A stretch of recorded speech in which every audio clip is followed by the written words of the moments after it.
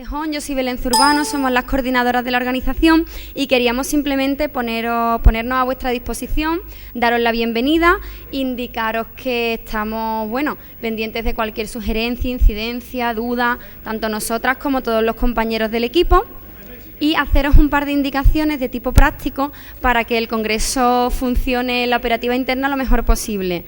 A los estudiantes recordarles que tienen que estar pendientes de sus partes de firma para acreditar que han estado presentes el tiempo suficiente como para que se les conceda la convalidación por créditos, y a las personas que han venido con reuniones de trabajo, nosotros estaremos pendientes de esas personas, por supuesto, pero también que en la medida de lo posible recuerden que tienen un coffee y un almuerzo sufragado por la organización, que le haremos llegar sus vales correspondientes para que puedan canjearlo en los espacios destinados tanto al café como al almuerzo.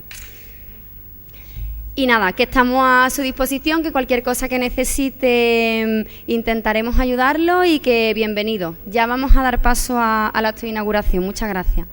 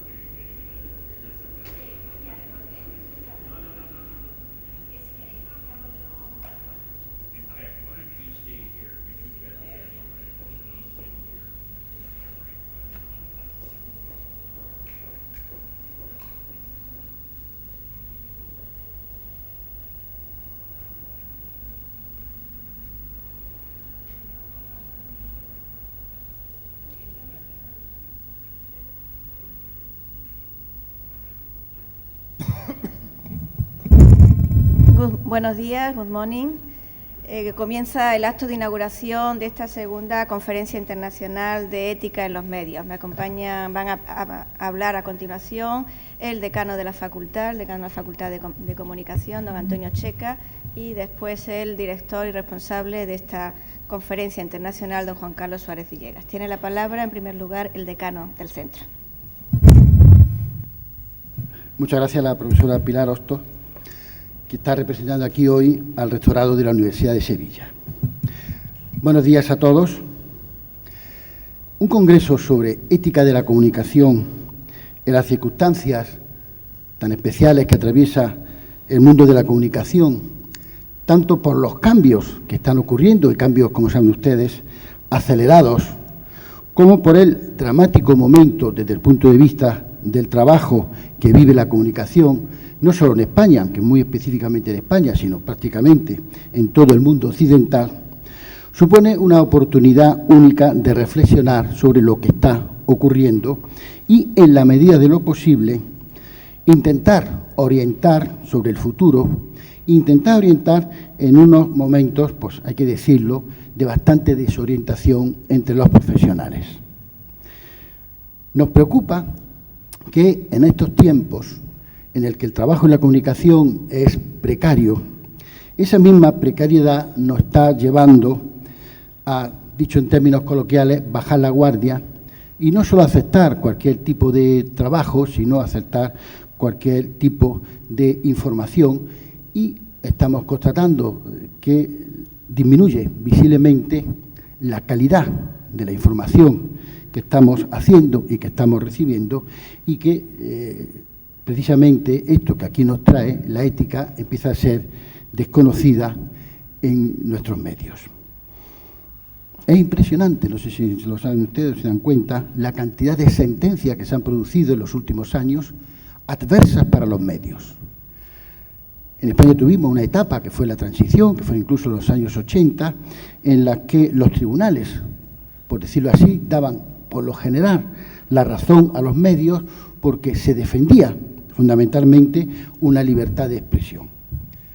ahora lo que está ocurriendo es al revés, es decir, desde la justicia se nos está diciendo a los medios que no lo estamos haciendo bien, que estamos entrando con demasiada frecuencia en facetas privadas, íntimas de las personas y que tenemos que ser mucho más rigurosos a la hora de plantearnos los límites y el respeto a las personas en nuestra información. Este es un segundo congreso sobre ética de la comunicación.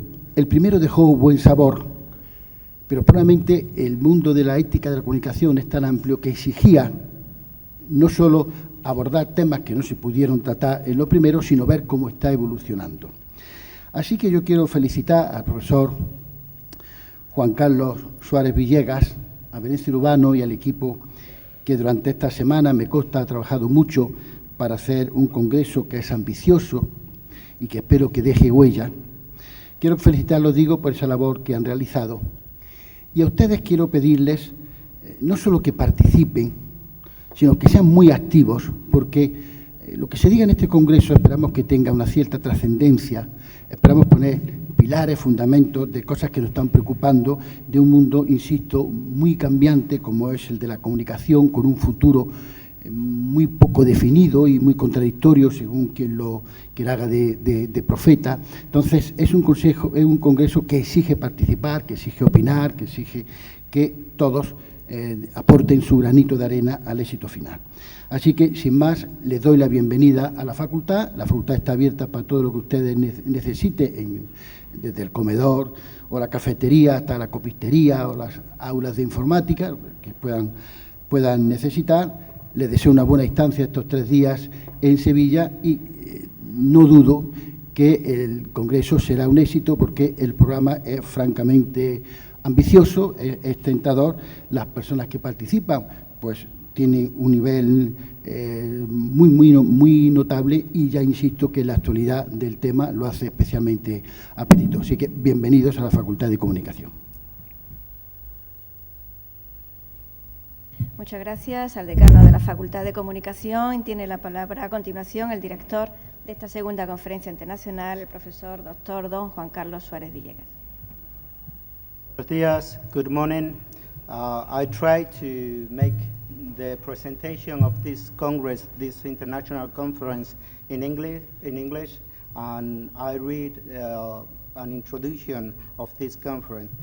It is a real pleasure for me to stand here today addressing these words as we inaugurate this important gathering, which in the next 3 days will take us through a certain unforgettable journey on topic of our common interests and great importance for us, our contemporary media interconnected world.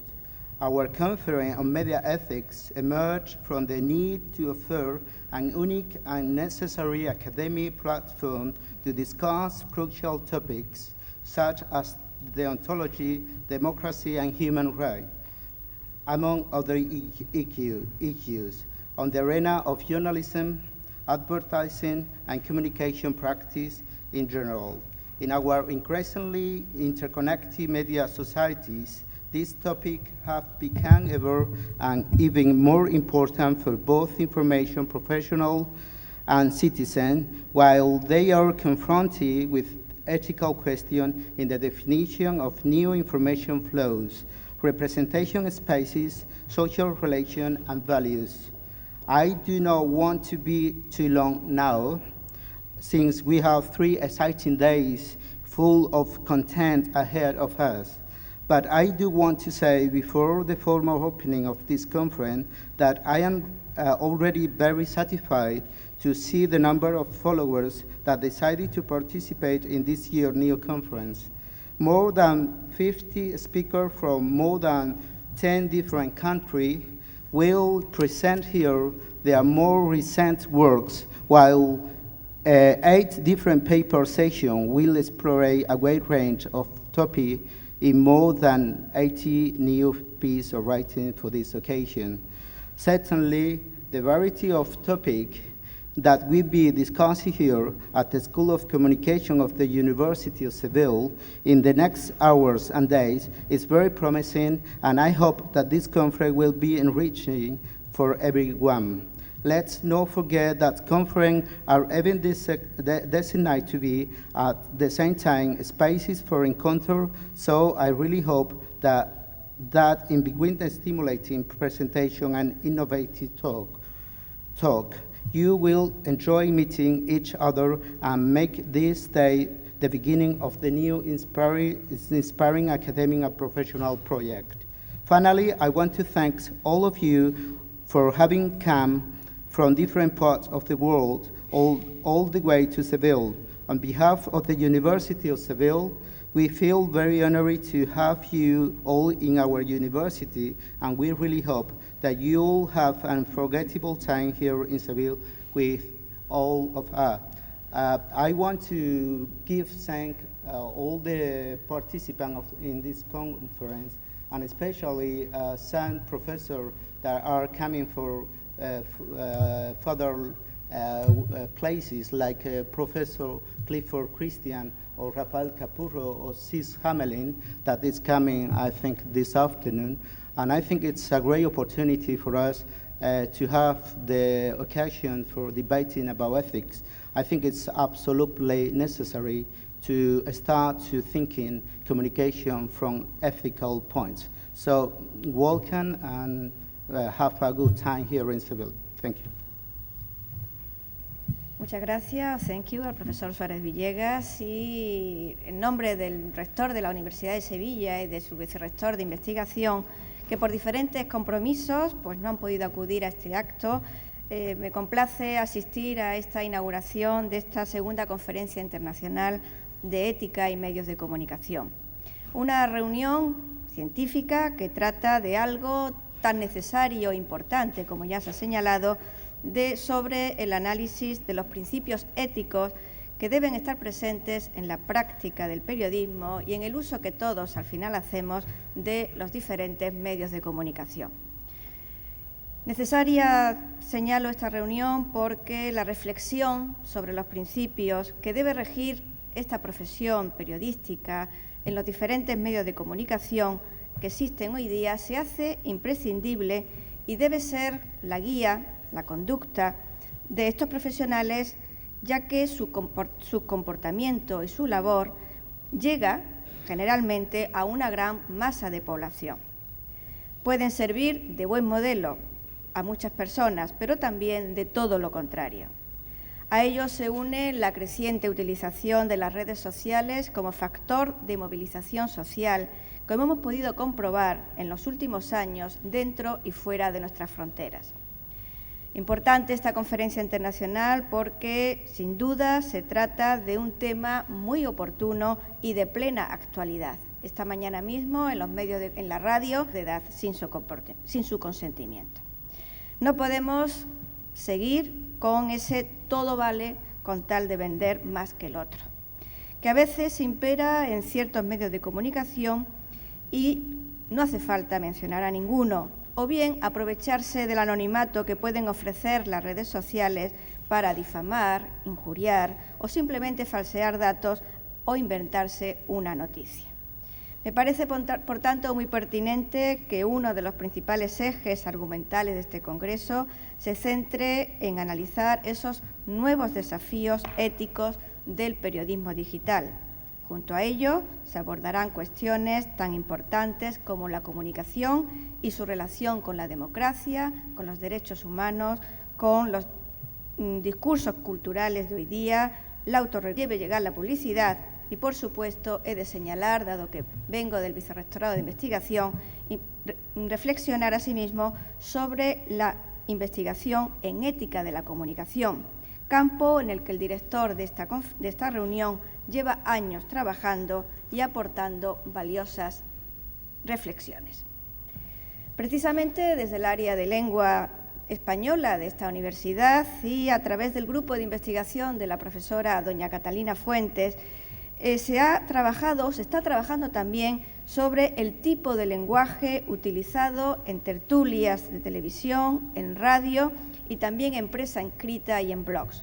Y una de sus conclusiones es precisamente la sumisión de estos medios de comunicación a la audiencia y que por ella se hace todo, recurriendo a la descortesía, a la mala educación, al discurso agresivo de insultos y acusaciones simplemente como mero espectáculo y muchas veces sin fundamento alguno.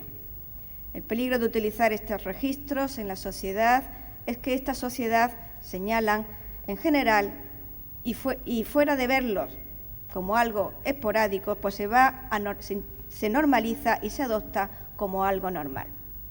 Decíamos que esta reunión internacional nos parece importante porque es consustancial a la universidad la investigación y la reflexión objetiva, reflexión fundamentada y reflexión crítica en cualquier área de conocimiento encaminada a la formación de unos ciudadanos libres y responsables.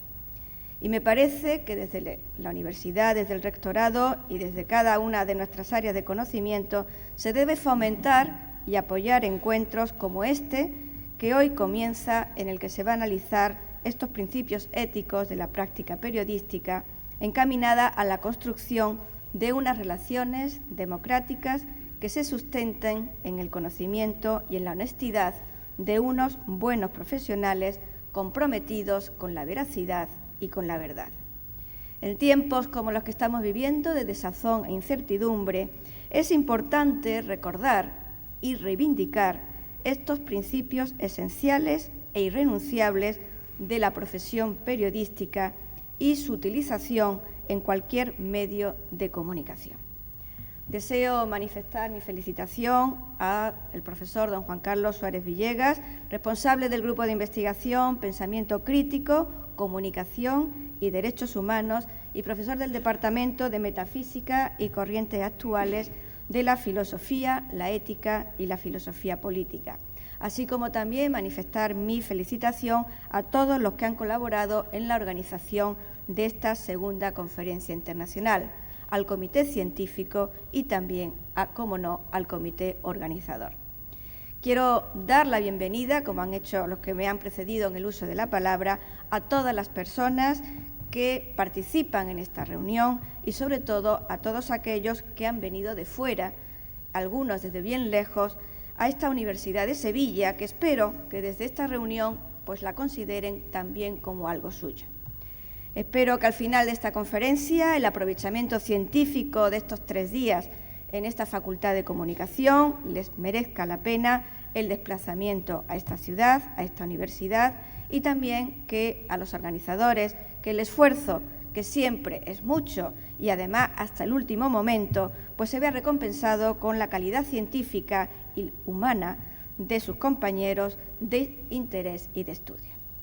Buen trabajo, muy buena estancia y que disfruten de esta ciudad, a pesar de que esta primavera lluviosa y de que las predicciones no son muy halagüeñas. Los que vienen de fuera comprobarán que eso que se dice que en Sevilla la lluvia es una maravilla no tiene fundamento ninguno. Esperemos que se equivoquen los que están diciendo que nos esperan días de agua, de mucha agua. Bien, sin más palabras, en nombre del rector magnífico de la Universidad de Sevilla, pues se declara inaugurada esta segunda conferencia internacional de ética y medios de comunicación. Muchas gracias.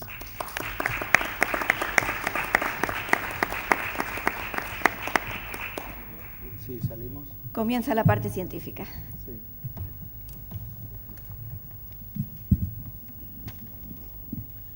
Buenos días.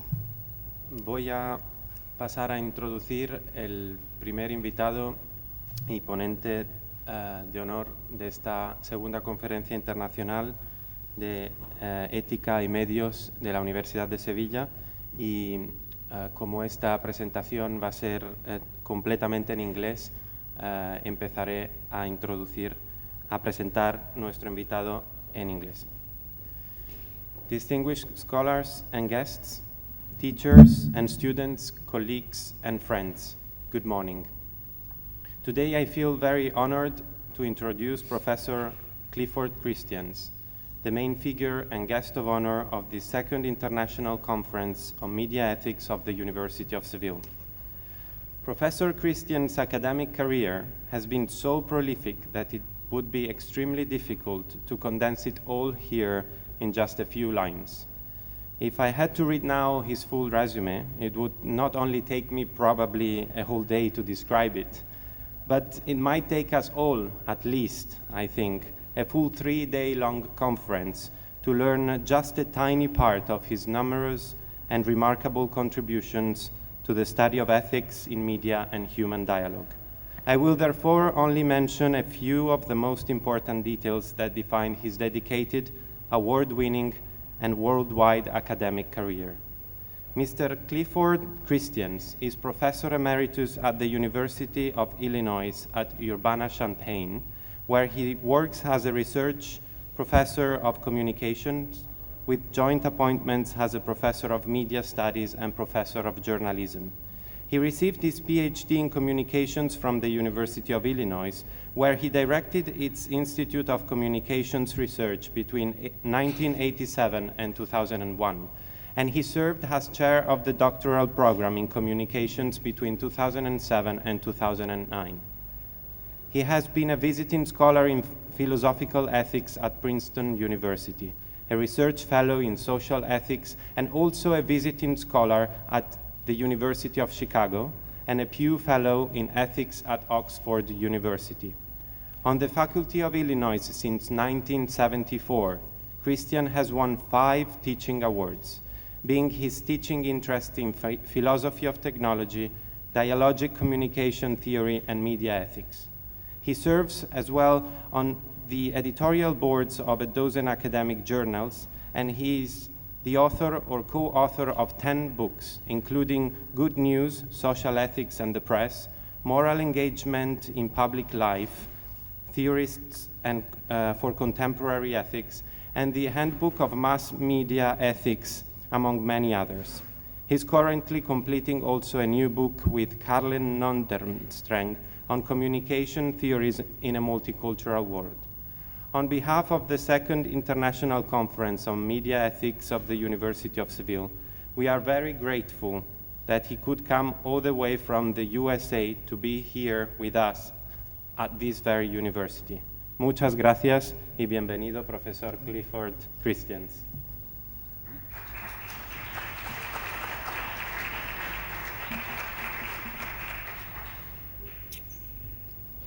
Muchas gracias, Federico Oliveri, for that generous introduction.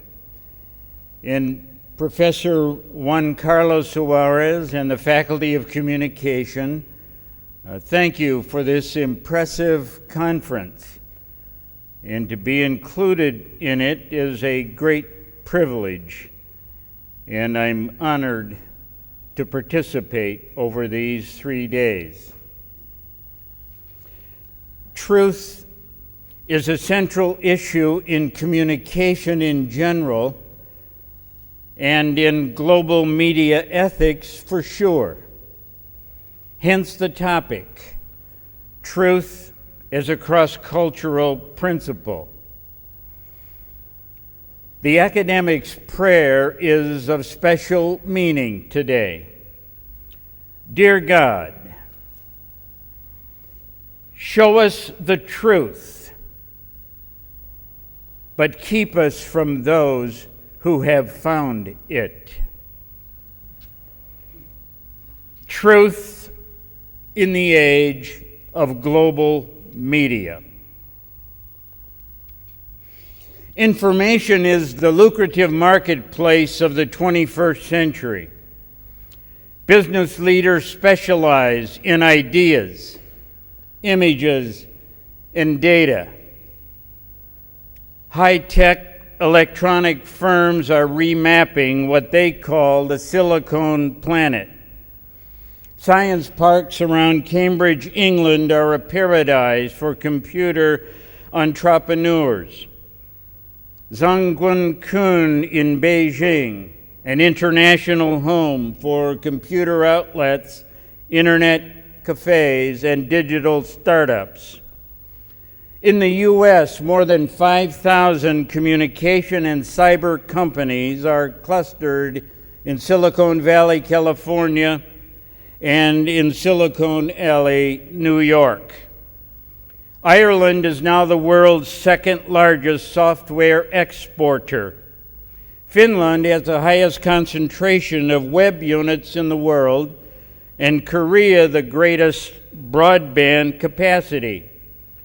Telenovelas from Latin America on a digital platform are a worldwide phenomenon. Bangalore, India, is a magnet for multinational chip and computer companies. The Silicon Valley in Israel is coming on strong as a cyber superpower. Singapore is transforming itself into an internet island where every office, home, and school will be linked to an ultra-fast multimedia network.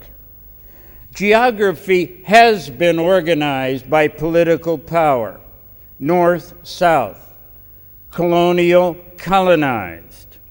But now we can order the globe in terms of electronic megasystems. By what standard should these communication companies be held accountable? If we call the media enterprise to judgment, what is a legitimate norm? Our bread and butter in communication ethics is truth. A host of ethical issues are becoming transparent within the global information system. Some are new moral problems, and others are being transformed.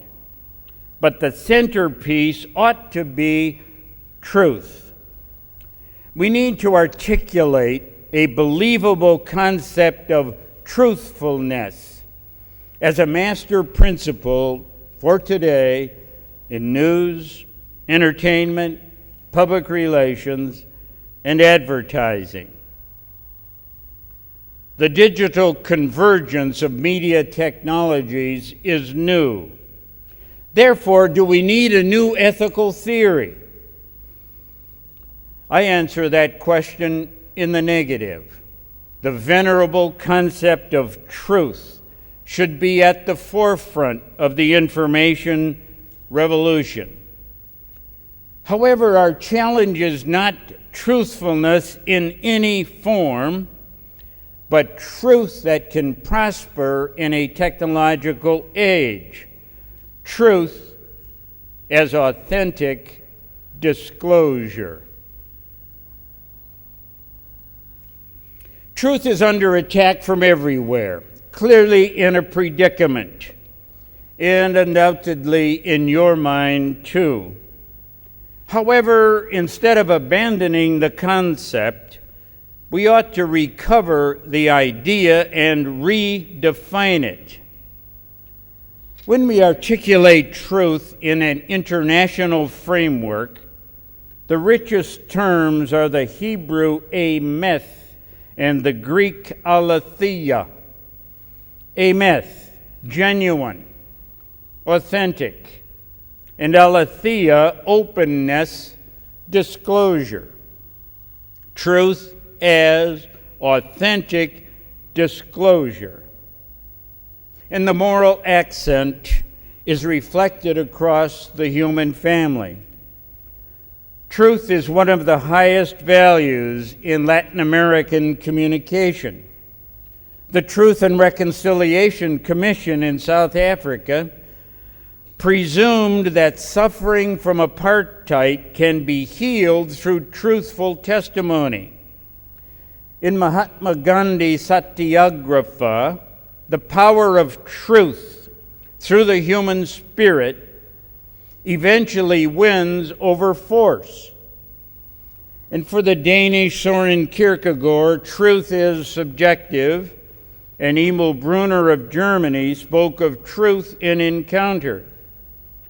In the Jewish tradition, Martin Buber found truth in the I-thou relationship. And for the former Secretary General of the United Nations, Dag Hammarskjöld, the most dangerous, he said, of all moral dilemmas is when we conceal the truth in order to help the truth to be victorious. In the Talmud, the liar's punishment is that no one believes them. The fundamental norm of Arab-Islamic communication is truthfulness. In Hinduism, truth is the highest dharma and the source of all other virtues. In the powerful wheel imagery of the Buddhist tradition, truth is the immovable axle. For the Jesus of Christianity, we live the truth, and when we do so, the truth will set us free. Zen meditation seeks the truth in experience. And again, a myth in the Hebrew Scriptures, the true is genuine, authentic. Aletheia in the New Testament, to speak the truth is to open up the inside, to disclose the heart of the matter. For St. Augustine of the Roman Catholic Church in the 5th century, professor of rhetoric at Milan and later Bishop of Hippo, truth is not facts only, but truth shows moral discernment. We know and have moral convictions in the process. Truth is not a value-laden proposition, but motivates us to believe. With faith, we know truth in its fullness, as lived out in Jesus. I am the way, the truth, and the life. But biblical truth, or revelation for St. Augustine, is not cut loose from creation. Our creative ability to tell the truth works within the limits of an established natural order, within a biological systematic cosmos. Reality is not merely raw material, but is structured vertically and through an internal ordering among its parts. Some kinds are hierarchical, subspecies within species within genus. But relations among humans are horizontal. There is no slave race to serve a master race. And the species will not evolve into or mutate into something else. Speech is ordered to truth and marriage to fidelity. This coherent whole is history's source, its beginning, an intelligible order that makes history itself intelligible. This is ontological, understood in doing so. Every normal human being can learn another language, and some people in every language are purely bilingual. All languages enable abstraction, inference, deduction, and induction.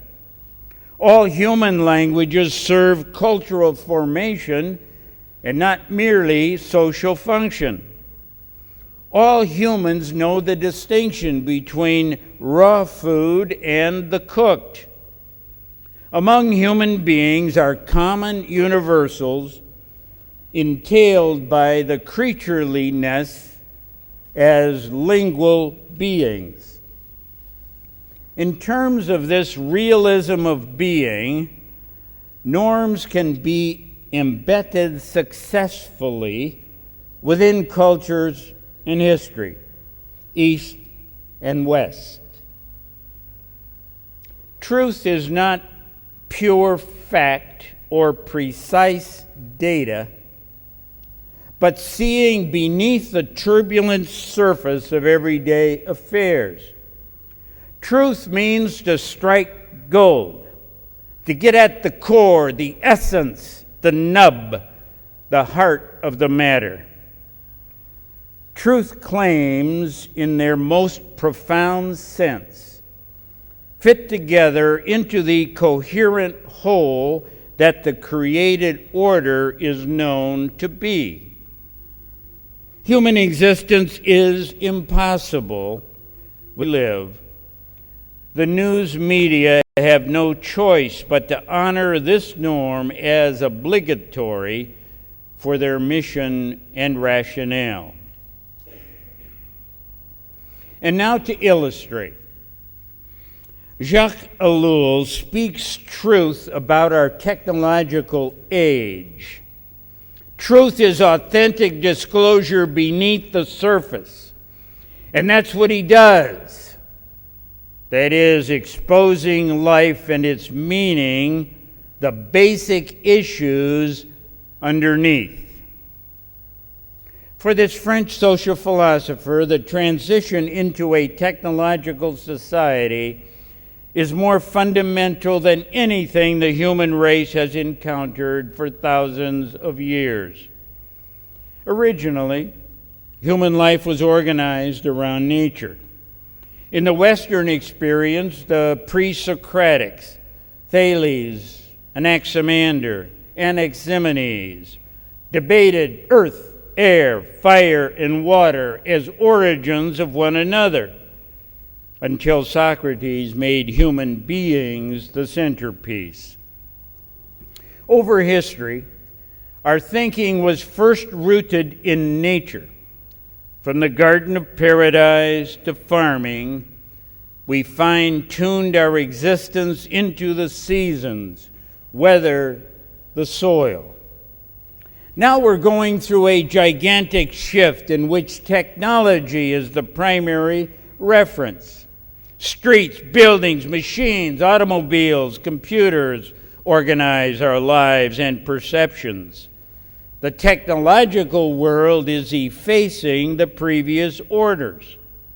Nature and society have become secondary environments. They are subordinate and not basic. They exist, but have little power. The cocoon in which we live, says Ellul, is a technical artifice. Of course, there have always been technologies over history. Pharaoh's chariots chased after Israel. The Romans ruled the Western world through highways and sophisticated armies. The wheel, hoe, water bucket, technology's always among humans. But now it's a technological order. For Jacques Ellul, technology is understood in terms of Engel's law.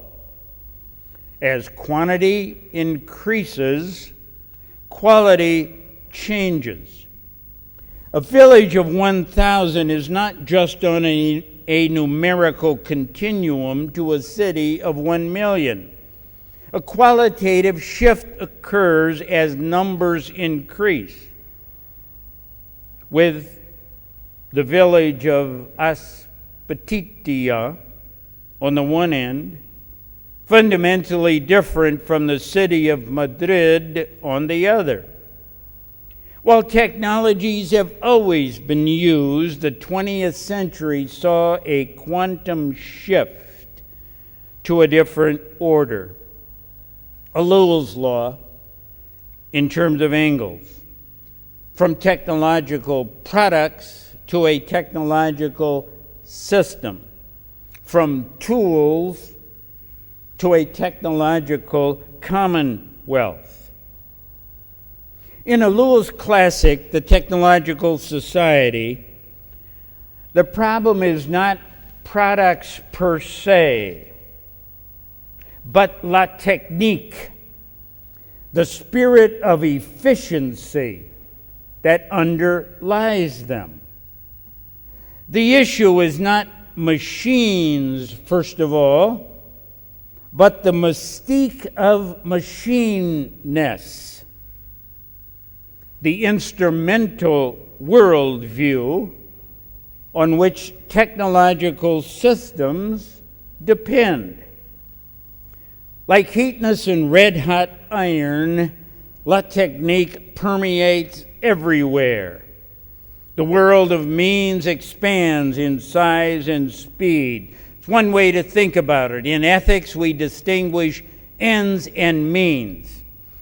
And Ellul is saying means expand so that we are engineering wizards, but human ends shrivel and become mysterious. Let me introduce Ellul by showing a segment of the betrayal by technology. In a society of means, wherever human ends are squeezed away, the moral life loses its relevance.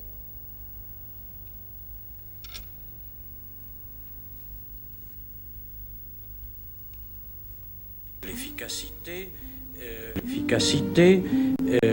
la technique est l'augmentation de la puissance, aussi des risques. Puisque nous disons, on cherche l'efficacité, on regarde l'autre, on peut augmenter les risques. Et augmentation de la puissance, augmentation des risques, il faudrait soit lui-même changé et c'est de lui pour la technique est une augmentation de la puissance, aussi des risques, puisque nous disons on cherche l'efficacité de regard de l'autre pour utiliser bien, je ne dis pas efficacement, je dis bien la technique. Et il faudrait que se produise ce que le philosophe français Bergson, il y a bien longtemps, en 1930, avait dit, plus la puissance de l'homme augmentera, plus il est important que l'homme ait un supplément d'âme, que son âme soit améliorée en quelque sorte. Mais si l'homme continue à n'avoir qu'une idée, c'est la puissance, et on lui donne les moyens de cette puissance, il va l'utiliser le plus rapidement possible, sans tenir aucun compte.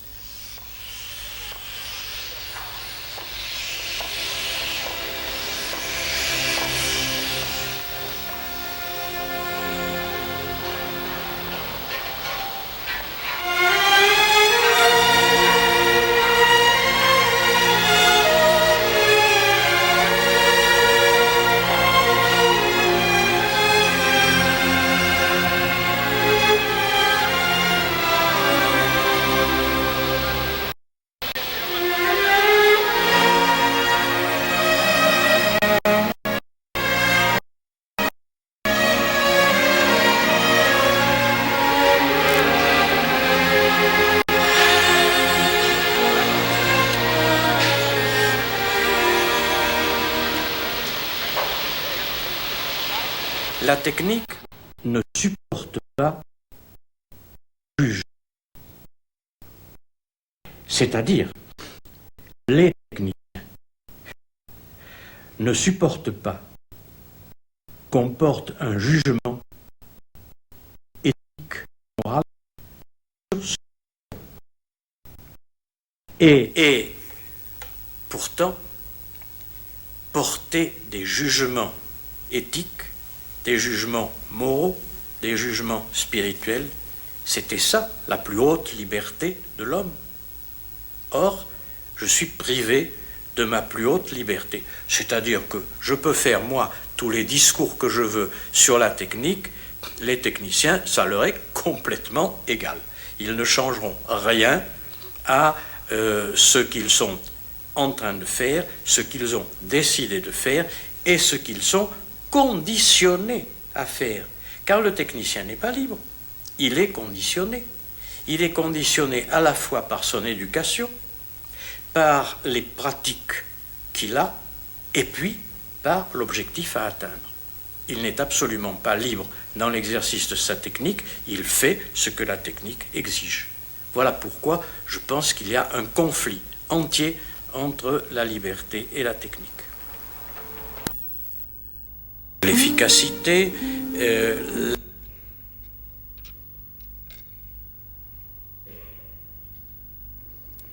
efficiency is everything, says Abril. Human ends are buried under a preoccupation with means. We do what technology demands of us.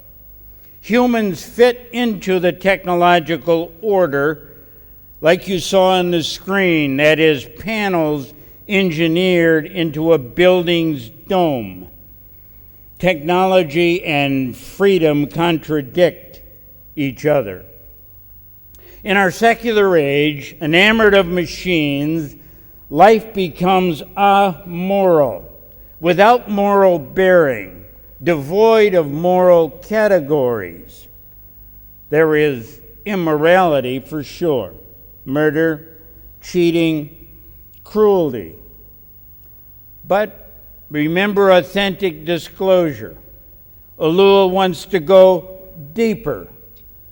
And the issue for him is that the moral life is alien. Moral vocabulary isn't heard or understood. In a technological age, not immorality first of all, but amorality. Not just outrage over evil, but lament that moral distinctions have no meaning. In a technocratic age, we face a conundrum. Not the violation of norms, first of all, but the vacuum of normlessness. Rose bushes do not grow at the North Pole, and the morality of human dignity has no root in emptiness. Whatever is gained in transmission through technology is lost in ethics. In the process of constructing a digital order, the world is sanitized of the moral dimension. We witness the demise of the ethical, living in what Nietzsche called the age beyond good and evil. When efficiency, speed, and productivity dominate, morality in human life becomes alien to us. Moral purpose is sacrificed to technical excellence. Now, rather than the media lurching along from one crisis to another with an empty center, a credible concept of truth ought to be communication's master principle. With Pontius Pilate scoffing at truth, Hegel believing in the truth of the organic gestalt, and the late Jacques Derrida claiming truth is impossible in an arbitrary world of sliding signs, truth as authentic disclosure will be misunderstood. Nevertheless, aletheia is our operating ideal, the trademark of media ethics. Abril is an academic seeing beneath the surface and through la technique, through the mystique of efficiency, getting to the heart of the matter. I introduce two illustrations from technology and communication. The first media example of truth as disclosure, the Muhammad cartoon controversy. On September 30, 2005, the Jyllands-Posten, Denmark's largest newspaper, published a series of 12 cartoons depicting the Prophet Muhammad. I chose this illustration because of its worldwide prominence and hoping that many of you know of it and have thought about it from your own perspective before today. Fleming Rose, Yellen Poston's culture editor, commissioned the cartoons in response to the self-censorship and intimidation within the Islamic tradition that he observed in Denmark and across Europe. He wanted moderate Muslims, now living in a democratic society, to speak out in favor of a healthy criticism. He insisted that the newspaper had a tradition of satire of the royal family and public figures, and that the cartoonists were treating Islam in the same way they treat Christianity, Hinduism, Buddhism, and other religions. Although there have been irreverent portrayals of the Prophet Muhammad by Europeans since the Middle Ages, the right of center Yellen Poston was known for its anti-immigration stance, and publishing the cartoons appeared to many Muslims as racial hatred toward a disrespected community. Even creating an image of Muhammad is blasphemous according to the Shiite tradition, and not surprisingly, many Muslims were outraged for that reason alone. One showed Muhammad as a Bedouin flanked by two women in burqas.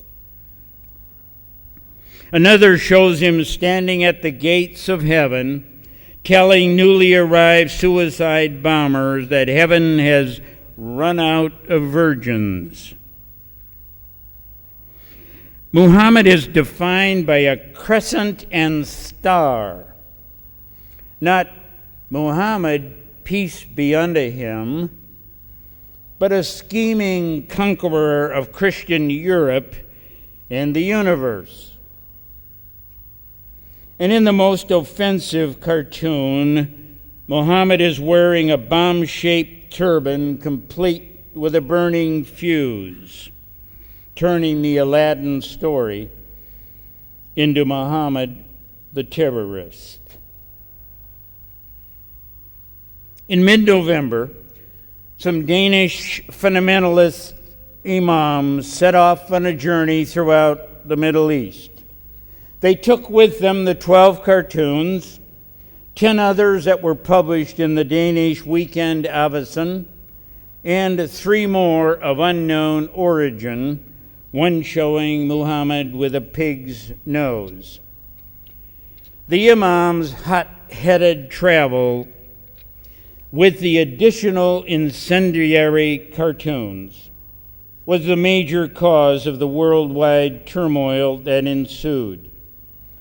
In late January, unresolved. So the world awoke this morning with more fighting, pitched battles in the streets in Indonesia, in India, in Afghanistan, and beyond. This has been going on now for some 12 days, all of it stemming from the publishing of cartoons that many Muslims find extremely offensive. There are pictures of the Prophet Muhammad, Islam's holiest figure, wearing a bomb-shaped turban, and that's the sort of thing that is very, very offensive. So over the weekend we saw extremely violent demonstrations in the Middle East, specifically in Lebanon and Syria, where the Norwegian embassy and the Danish embassy in Syria was attacked. Both were set on fire. And yesterday in the capital of there was another attack, this time on the Danish embassy. That's where these pictures were first shown, the cartoons which were found to be so offensive. And police just...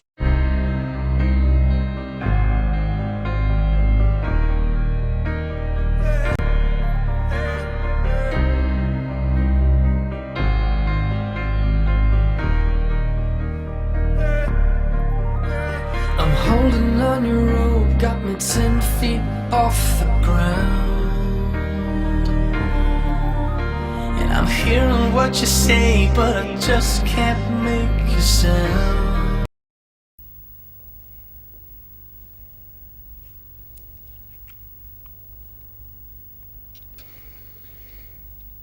the truth is not on the surface.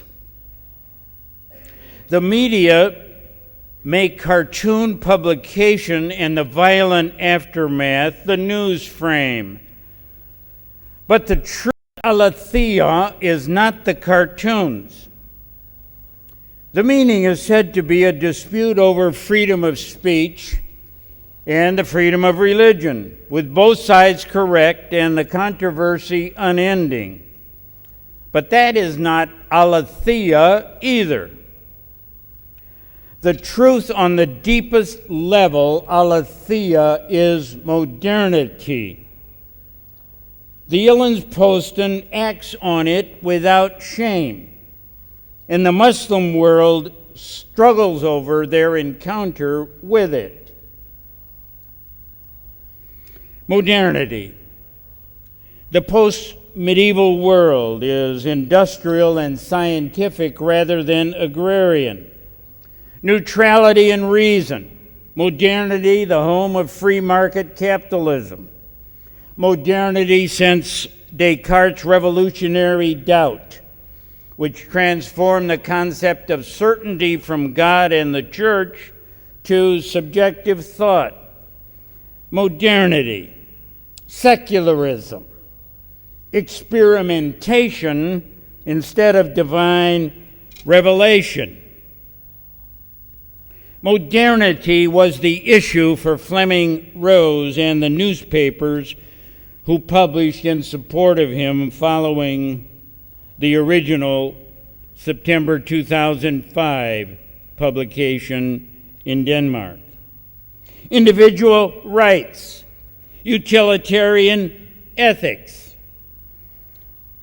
fanaticism unacceptable in a democratic society, says the modernist Fleming Rose.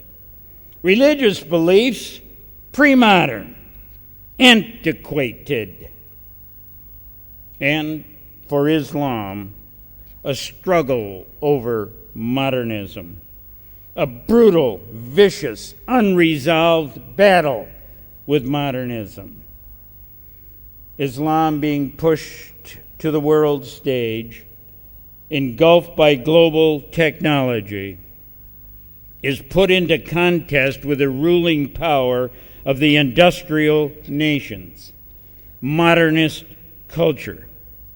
The threat is not a brazen newspaper in Denmark, but a culture seeking to destroy Islam's very rationale. Aletheia, the truth of the matter, authentic disclosure.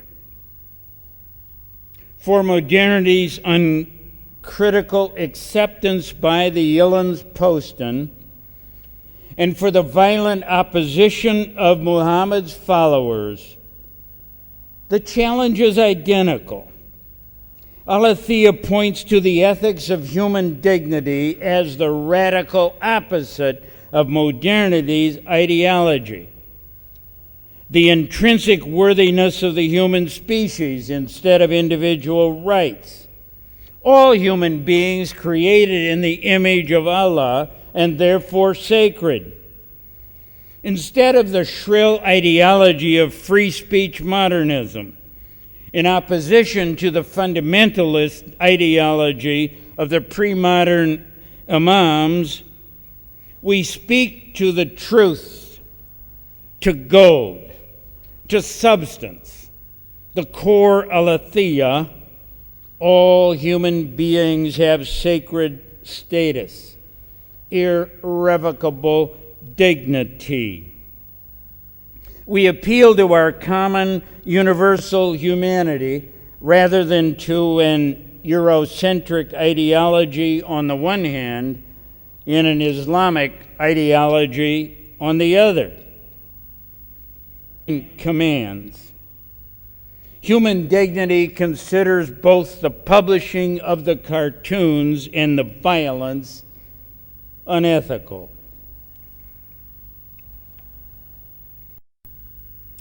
Soha Yassin. She understands aletheia. Human dignity is the answer to modernity. In a peaceful visit, say no. In a vigil of others, with a firm no, but always peaceful, to the Yillins Poston for its hatred, and a no to violence. And a second media example that teaches us about truth as aletheia, this one from photojournalism. Kevin Carter grew up in Johannesburg, South Africa, his parents English immigrants. He dedicated his career as a photojournalist with the London Daily Mail to human suffering. Appalled with apartheid, his home was the black South African townships.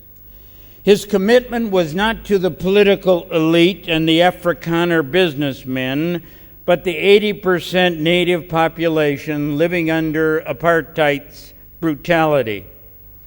In March 1993, on leave from the Daily Mail to cover malnutrition in the Sudan, he made what some have called the best technical photo ever published. You undoubtedly have seen it.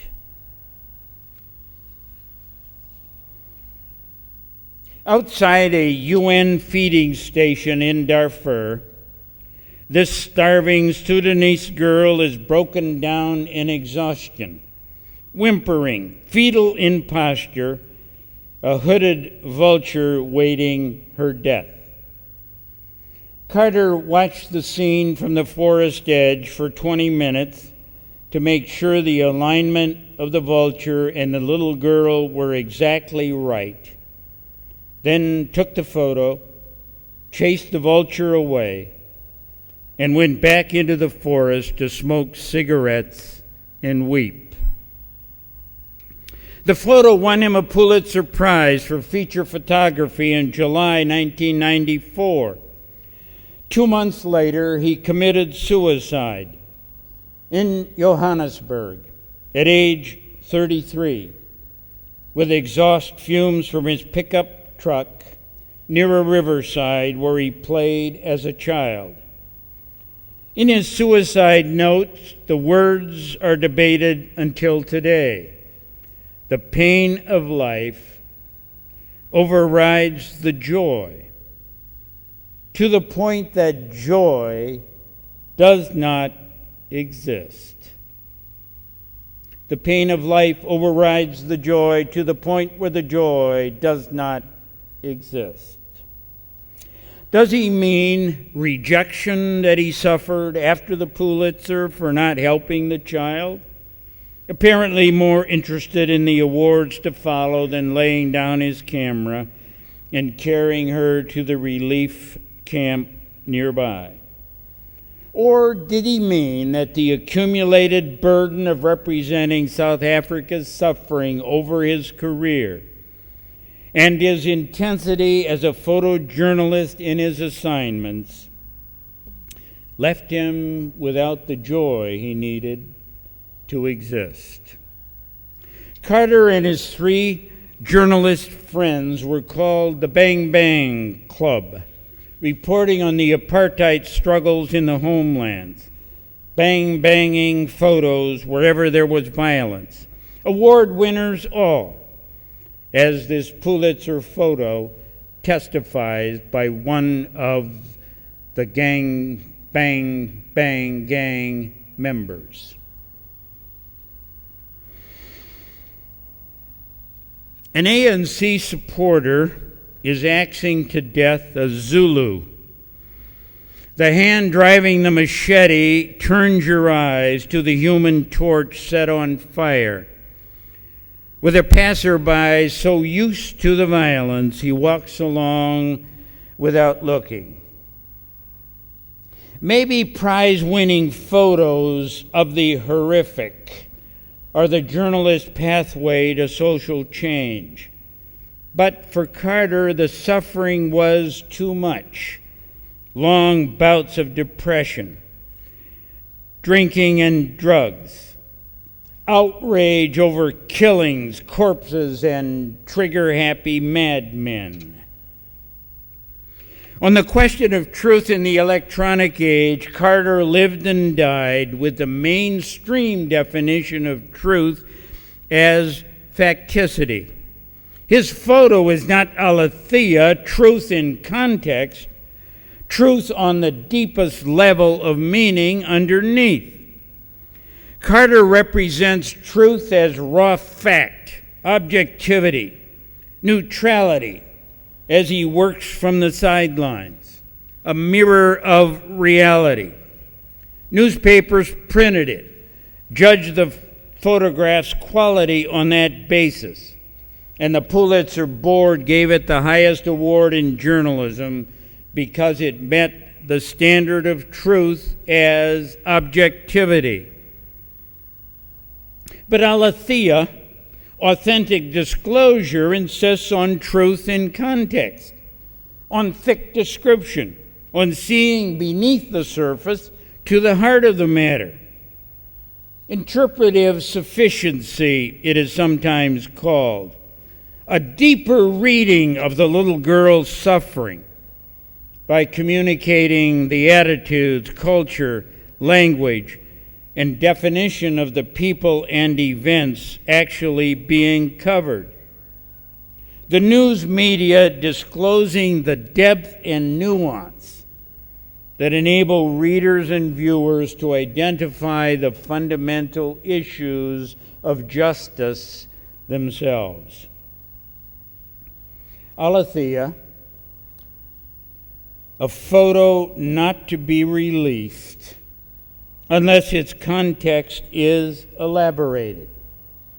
That is, Sudan's civil war at the time, inadequate responses from the world community, whether the child's mother or parents were close at hand finding food for her.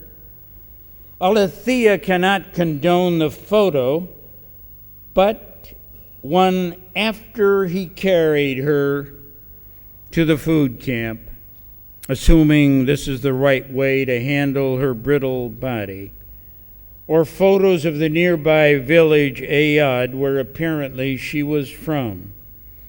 In the aesthetics of aletheia, stories that produce only pity or fear are unacceptable. Their purpose instead must be catharsis or healing. Judging the ethics of this photo is complicated by Carter's steadfastness. This picture represented his commendable career, his news beat among the oppressed and the poor, where his creativity and intensity made him a first-rate professional. He was not a fly-by journalist who presents sensational news by quick and dirty incursions into human drama. For truth as neutrality, objectivity, holding up the mirror, Carter could act alone.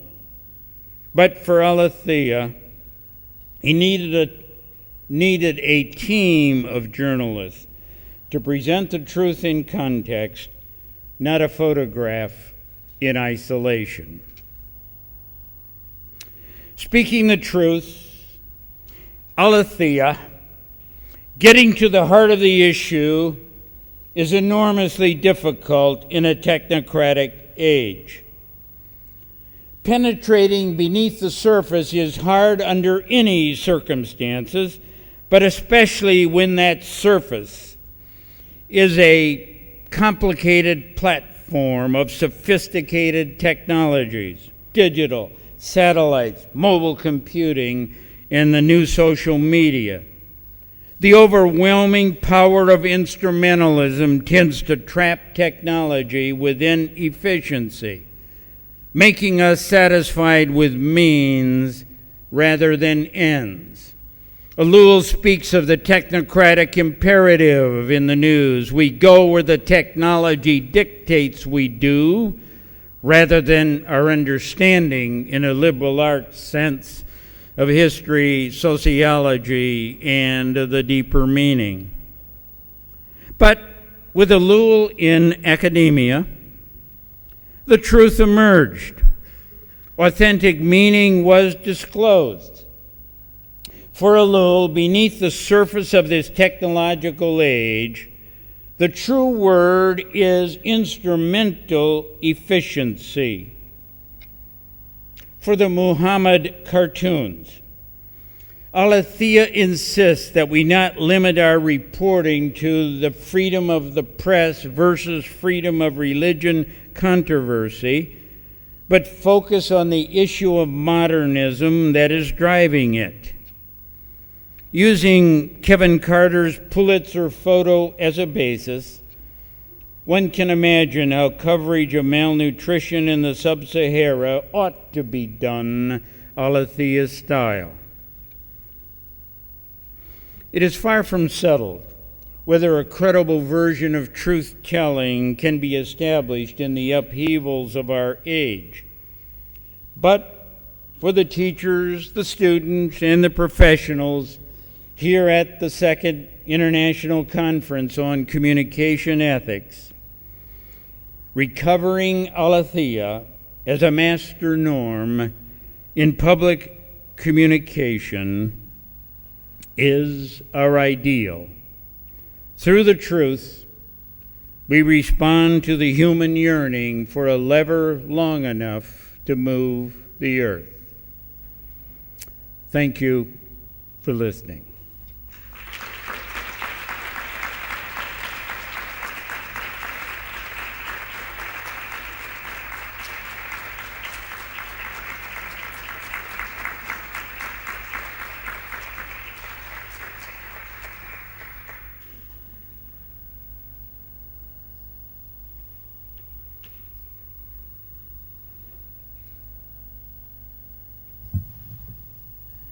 Thank you very much, Professor Christian, for such an enriching conference.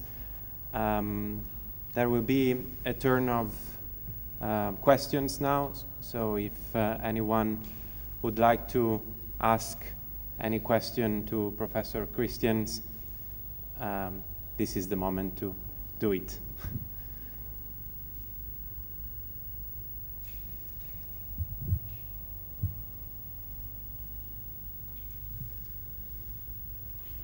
Un momento che va il microfono.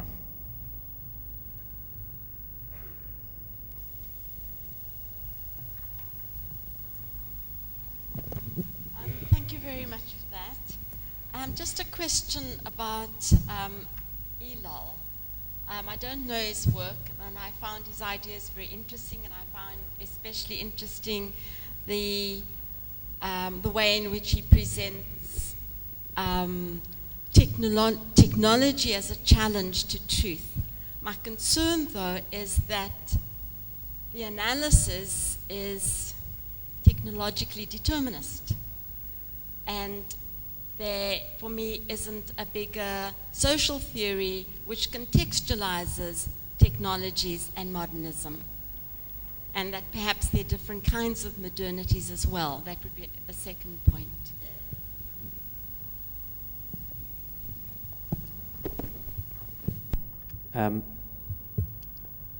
I'm to repeat the question. I haven't got exactly the question that this person has asked. It's just whether Elul's technological determinism is enough really to, as the basis for probing the problem of truth. For me, what about capitalism? What about the bigger social context that we live in, rather than technology as a feature of a particular age?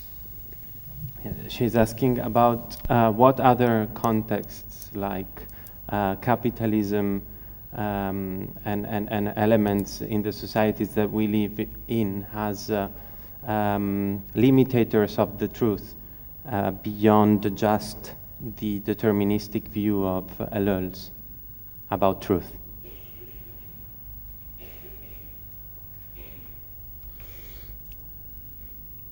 a wonderful question that gets to the heart of many of the issues. From Abril's perspective, in a technological age, when the news media themselves are part of the technological regime,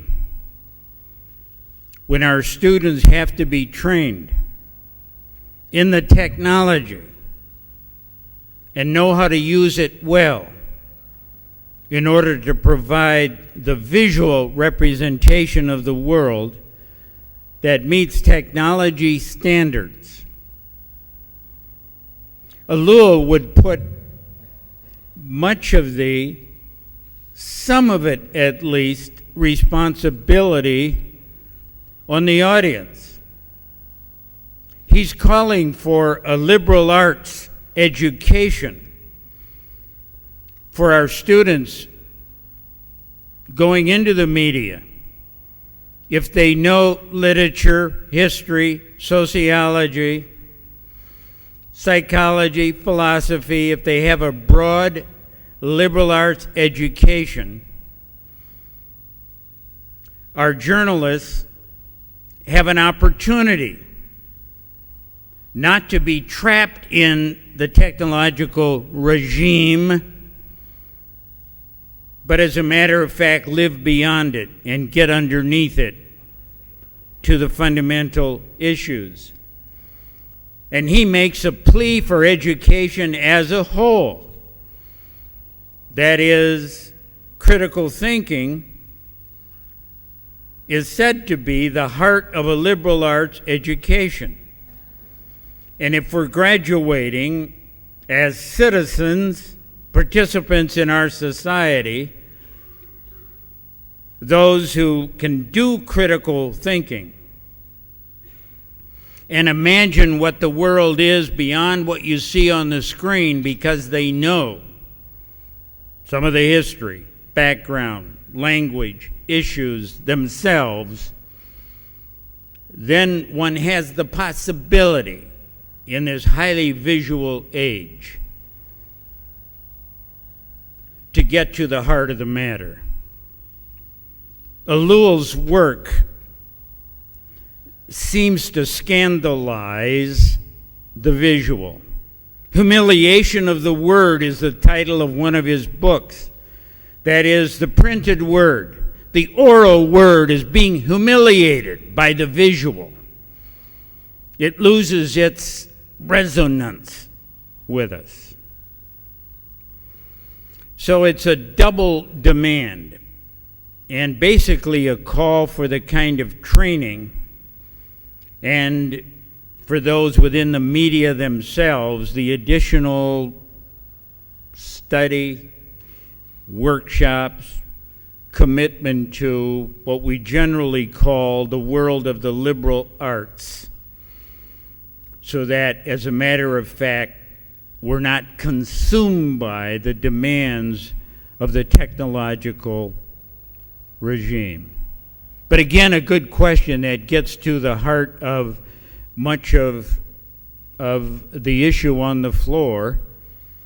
And in that sense, I'm pleased that I'm the first representative of the issue, because as I see the titles of papers and know the work of some of you being presented here, that in a general sense, that's what we're all trying to do at the conference.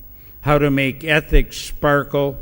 What does it mean in our work and our visualization, whether we're in photojournalism or in digital technology or strategic marketing, etc. So thanks for asking it and giving me a chance to elaborate a bit.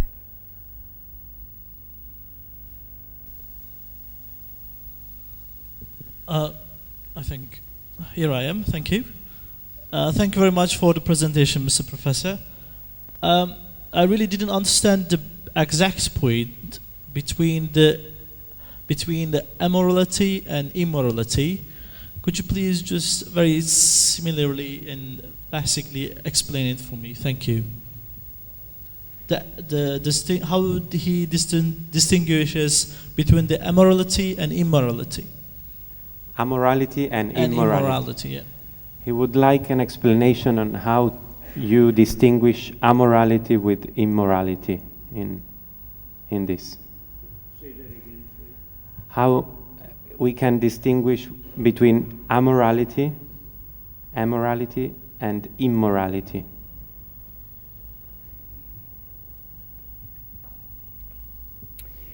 That gets to the heart of the matter also. Beneath the surface of everyday affairs is the question of social justice. Ellul's argument, and I introduce those terms, amorality and immorality, in speaking of him. Ellul argues that immorality, wrongdoing, criminal behavior, what we sentence someone to, why we have the police and the courts, is because we're preoccupied with immorality. And that obviously continues as an important issue in ethics. Stealing, you could be sentenced. Murder, go to jail.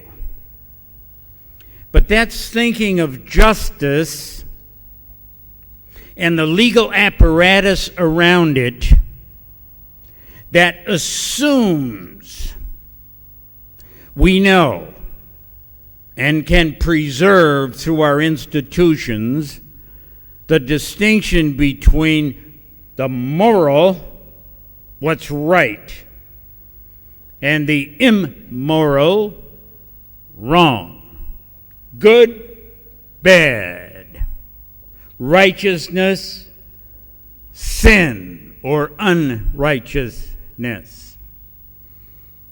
Oh, Ellul himself, I suspect all of us here, continues to believe in that distinction, to know of its importance, act on it, for those of us who are parents, to teach our children accordingly. But his argument is that this way of thinking is when human beings dominated our frame of reference. His general history is that at one point in our history, it was the natural world,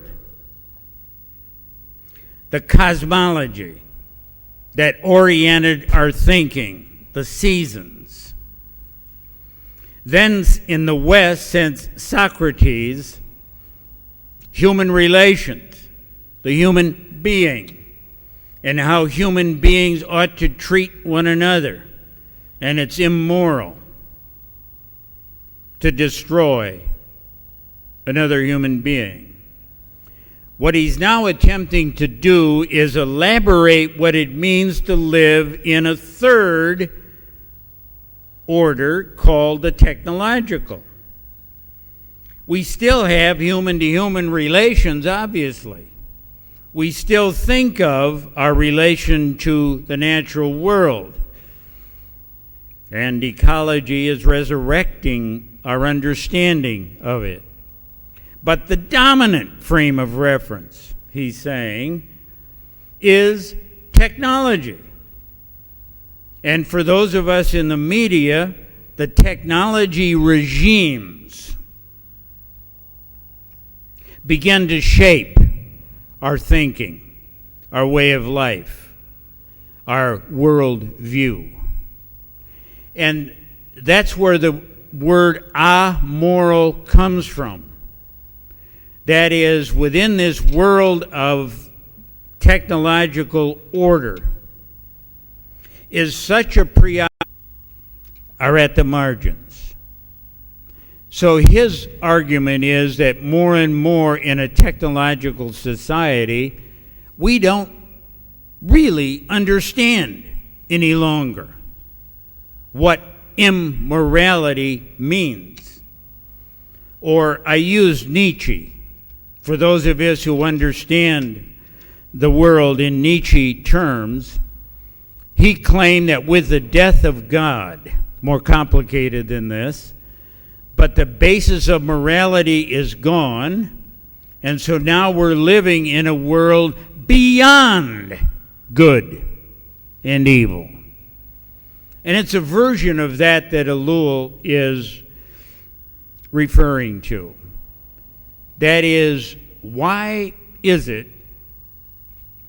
that there's corruption in government, cheating in human relations, violence against human beings, and we're not sure that those are moral issues at all? The moral vocabulary is attenuated, is so marginalized, that when it comes to seeing what's important to us at the conference, that is ethics, principles, human dignity, truth, the world of technology in which we grow up increasingly today does not give us much vocabulary to deal with and a frame of reference to think about it. So in this case, moral means no concept of morality. It may be political suicide to be involved in, or to be caught in corruption. But that I'm violating some basic moral principles and ought to feel guilty about it. Another way that Ellul addresses it, maybe this is helpful, is that the conscience, which speaks to us, discerns good and evil, becomes eviscerated and shrunken down while we're training our mind and our being to think efficiency, productivity, engineering, technological transmission. And therefore, the conscience no longer is able to speak clearly to us about good and evil. It's a very important question. And part of the overall way to think about it, if there's some truth to the idea of a technological order, that is, as quantity increases, quality changes. The quantity of technological products in industrial societies continues to grow until something different, qualitatively different, emerges on the other side. That's a technocratic or a technological order, or the title of his book, The Technological System. And what's the implications of that? If this is largely, predominantly, a world of instruments, of means, what are the implications for ends? And he uses the term amoral to designate that. In some ways, one could say, if Ellul is right, he's only talking about the beginning of what it means to live in an age that's oriented differently than the age of society and the age of nature. And so it hasn't come into its fullest yet until the generations, one after another, become technologically consumed in a way that is not necessarily true yet. So what is the long-term future of this? It's still evolving. But he's trying to understand how ethics ends, the moral life, is going to settled down into a technological order. If he's absolutely correct, 50 years from now, he'll say there's no point in having, what would it be, 50 international conference on ethics, because you're dealing with a word ethics that has disappeared from or sits on the sidelines of our vocabulary. Thanks for asking that good question.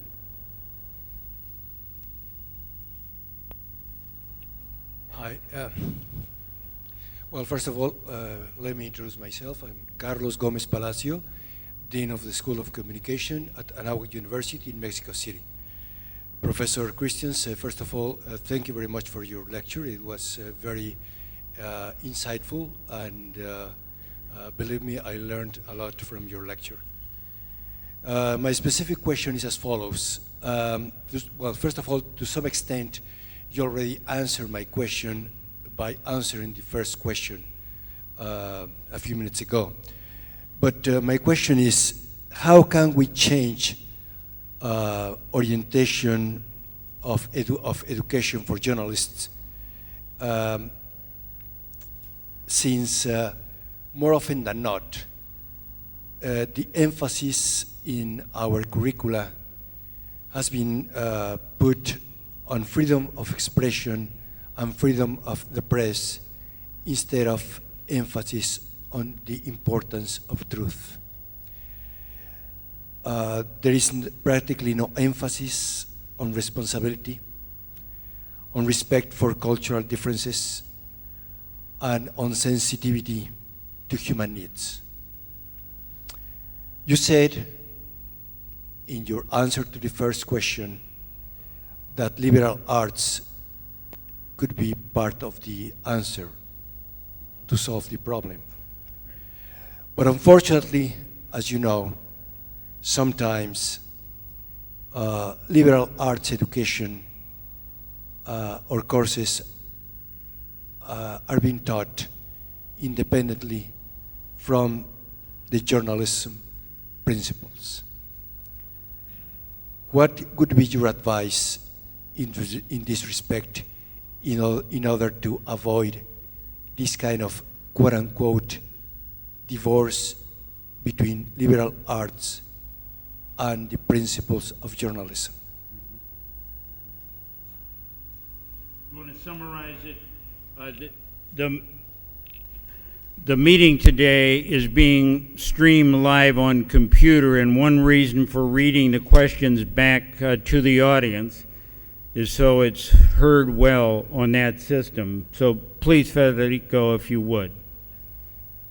The participant is asking about how to, what is your opinion about trying to find an answer on the teaching of liberal arts in combination with journalism as a way to try to find a new orientation for the education of the journalists who in the future will have to find the truth that you have been talking about.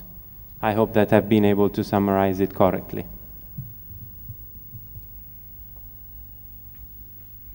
There is an important dilemma here that my colleague is referring to. In presenting the Muhammad controversy, I'm suggesting that instead of a free press ideology,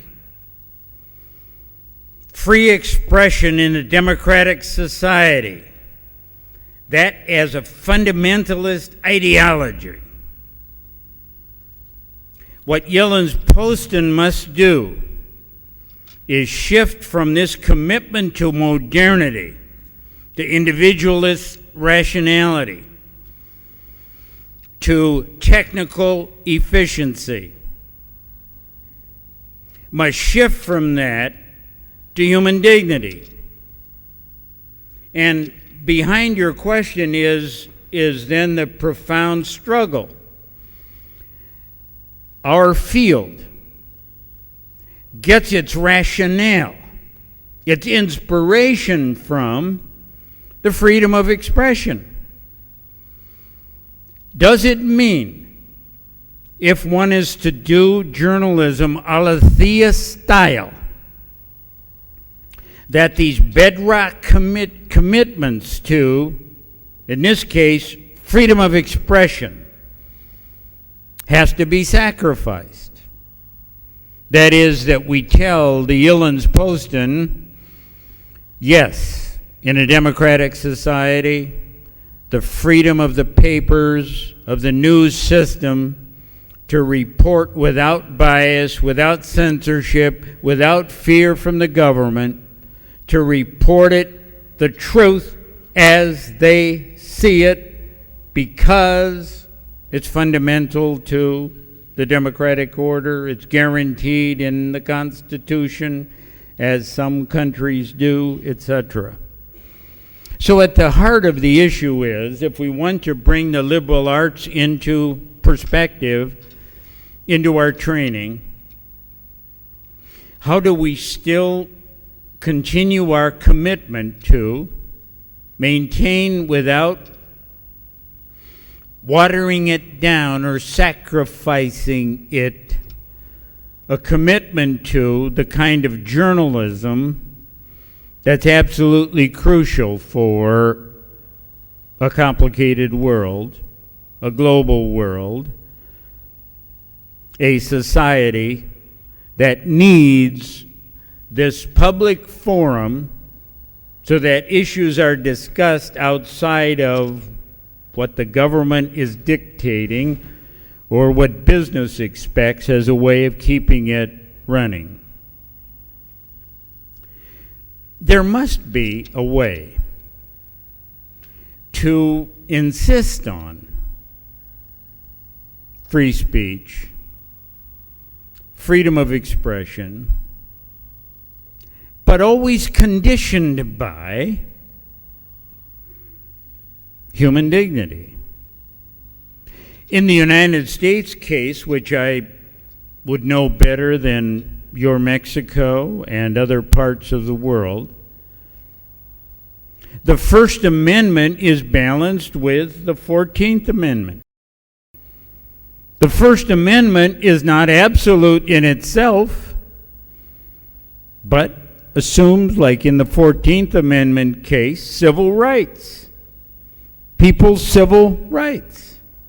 Even the most stringent advocates of the free press have never said it is totally, unreservedly, irrevocably, and absolute.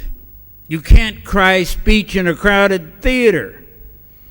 It has to be done in the context of human dignity. And it seems to me the Jyllands-Posten could say, we are concerned about the fact that the Islamic population in Denmark is continuing to grow, and as we observe them, as we hear them speak, read some of their own material, it sounds like they're still living in a theocratic state, at least that state of mind, than in a democratic state. So we want for all of our citizens to participate, to contribute, to ask questions, to see themselves, citizens, as responsible for the health of society.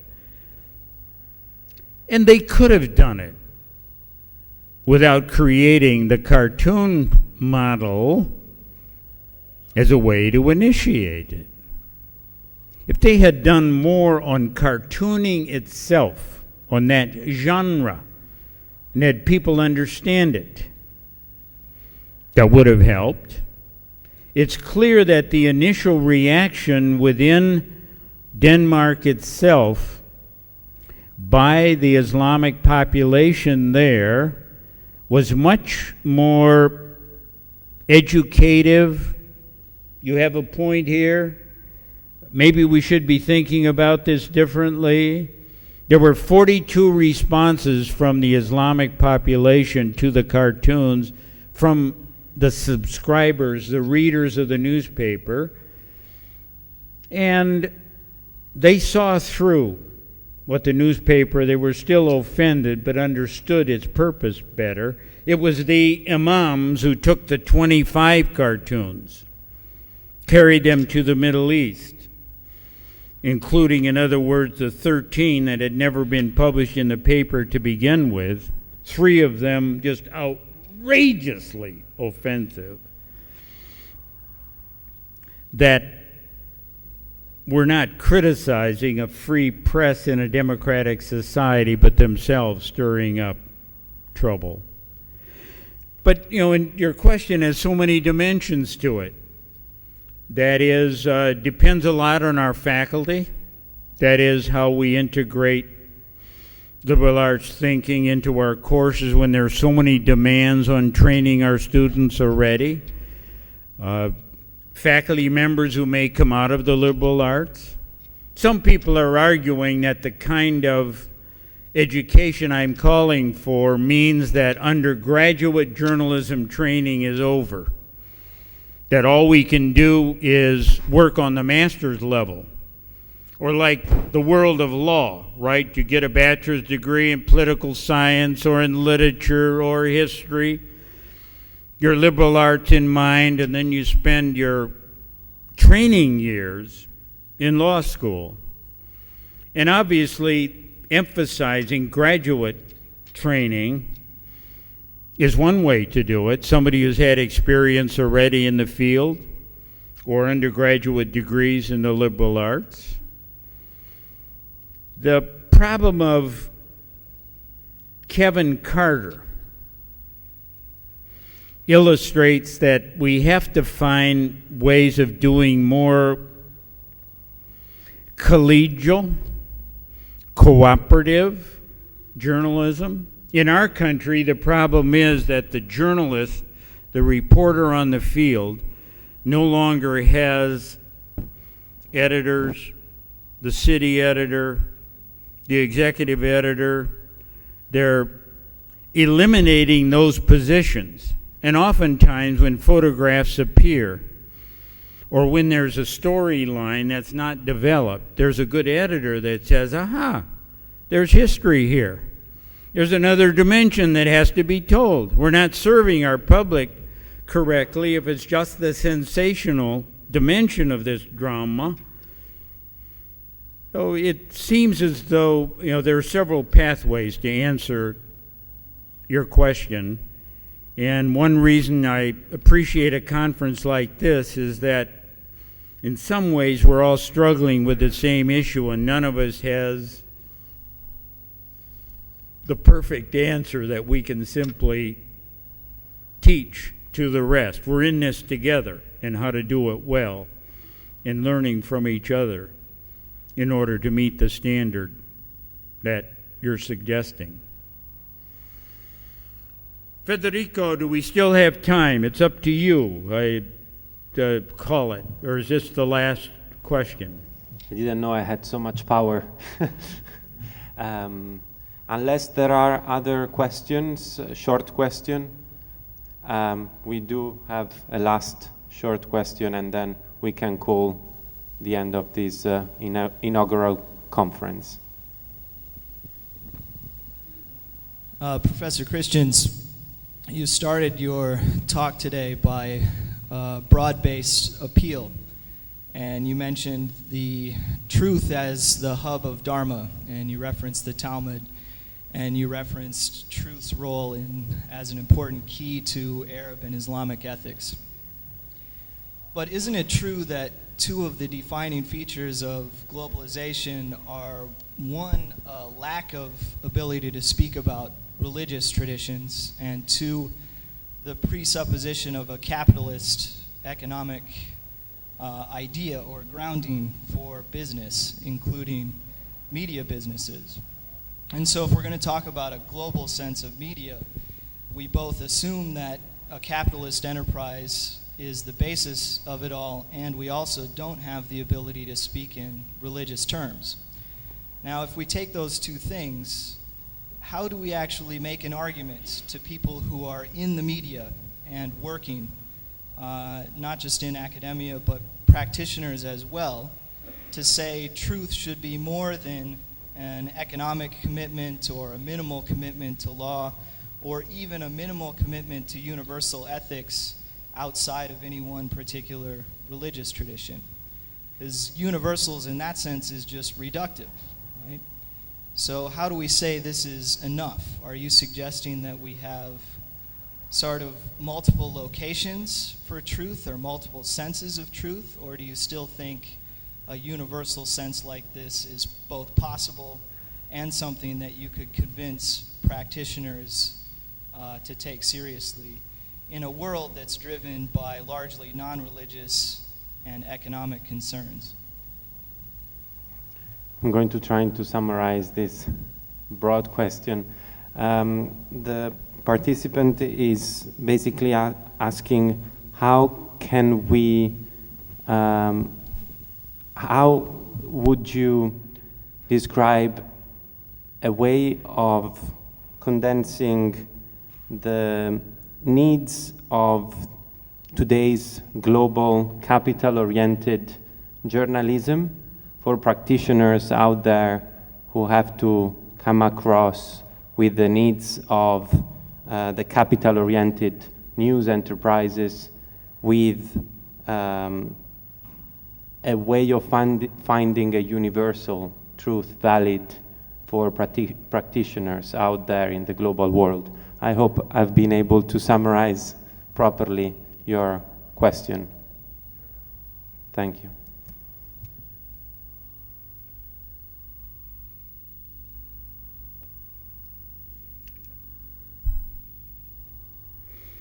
The question is so thoughtfully presented that my answer can be somewhat short, because it's a profound question, but you see some of the dimensions of the issue. One way of trying to answer it is by finding or working from case studies that are cross-cultural, that all of us face in different ways, and that we can identify with as some dimension of it, so that I chose the Muhammad controversy case because even though it took place in Denmark, originated there, its reaction is across the Middle East. Our newspaper editor at the University of Illinois published the 12 cartoons and was fired. There were very few papers in the U.S., but some did, across Europe, England and Germany and France especially. So one way to think about it is to put cases in front of us that deal with the issue of violence from the questioner, and that has international dimensions to it, and then help each other try and understand what the common themes are underneath it, out of which then universals can emerge. The fundamental strategy that I've been using to deal with universals goes like this. If individual autonomy is the essence of media ethics in its Western version, my individual freedom, I need individual autonomy to be considered responsible for my choices. A powerful idea. But now, if we have to do, must do ethics cross-culturally, transnationally, to be gender inclusive, to be culturally diverse, I need a theory that starts from a different perspective. rather than taking a theory that originates in the narrowness of individual rationalism, one starts over by the individual becoming the universal, and my freedom or autonomy becoming solidarity. So at the beginning, arche, that Greek concept of the beginning which shapes everything you do, you begin with universal human solidarity.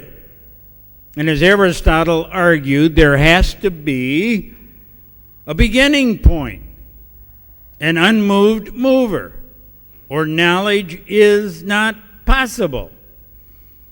So as a faith commitment, as your first presupposition, as your starting point, one says universal human solidarity. I'm committed to it. And begin to elaborate that. And our universal intrinsic worthiness, the sacredness of all of life, becomes the first principle out of which we begin to shape universals in ethics. I believe if we continue to work from individual rationality and then try and expand it to our own cultures and then expand it once more to the world mind, we're still left in each of these expansions with the narrowness of the starting point. And if we can work on from the world mind, always with a world mind, and therefore choosing cases that have cross-cultural overlapping implications, then it seems to me we can begin to shape universals that, as a matter of fact, are not moral absolutes, but across space. Absolute means across space and time, but at least across space, moral universals such as truth, as I presented it today, nonviolence, and human dignity. Thanks for another terrific question. Thank you very much again, Professor Christians, and thank you everyone for being in this inaugural conference. This first session is now finished. The program starts today. We have 3 long days of conference full of interesting papers and talks. And once again, I would like to thank on behalf of the conference organization, Professor Christians, for having given such an enriching and stimulating first conference. Thank you very much.